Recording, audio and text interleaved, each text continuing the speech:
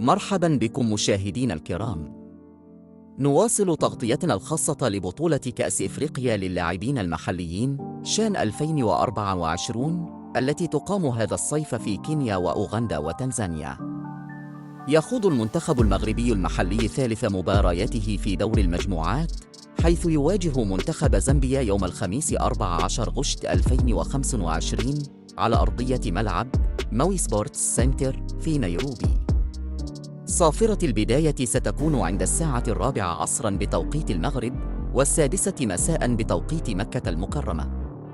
المواجهة ستكون منقولة حصرياً عبر قناة بين سبورتس HD6، إضافة إلى إمكانية المشاهدة عبر المنصة الرقمية الرسمية للكاف. المنتخب المغربي يدخل اللقاء وعينه على الفوز، خاصة بعد الهزيمة الأخيرة أمام كينيا بنتيجة هدف دون رد، والتي جمدت رصيده عند 3 نقاط في المركز الثاني من المجموعة الأولى. انتصار الأسود على زامبيا سيكون مفتاح الحفاظ على حظوظ التأهل إلى الدور ربع النهائي ومواصلة المشوار بثبات. لا تنسوا الإعجاب والاشتراك وتفعيل الجرس ليوصلكم كل جديد.